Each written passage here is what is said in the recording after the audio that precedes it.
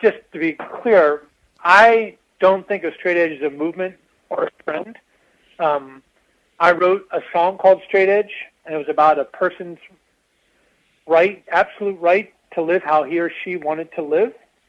I was written at a time in which many of my friends were drinking or getting high and behaving in a ways that I wasn't comfortable with, or it's not how I would live. And then because of my choices to not engage with those things, I was ridiculed, and which was really upsetting for me. I was going to ask you to be ridiculed for being different.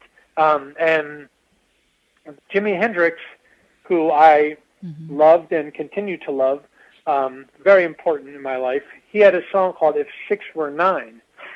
At the end of that song, there's a small spoken passage, which is, "I'm the one who has to die when it's time for me to die, so let me live my life the way I want to."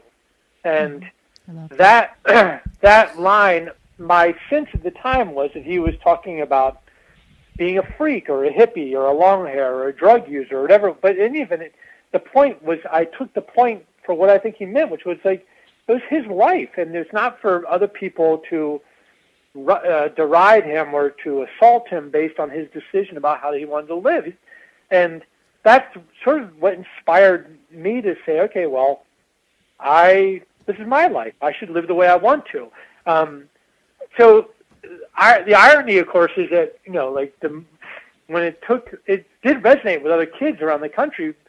Not only didn't invent sobriety, I mean, that predates alcoholism, right? And so, but what I did was I sang a song at a time where there was other kids who also felt marginalized in society, a lot of whom didn't party, and they were like, wow, that's cool. That's a good, there's another kid, somewhere in this country that sort of thinks like me, which was what punk was. Like, punk rock was like this incredible discovery of all these other kids who all agreed that something seemed terribly wrong, but nobody was saying it. Right. And so I was just sharing I was a deviant, in a land of deviants. Not everybody.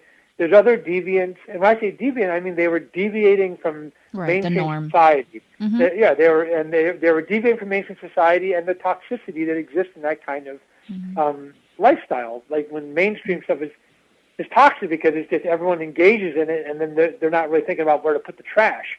And of course, the irony with the idea of it being a movement is that movement suggests that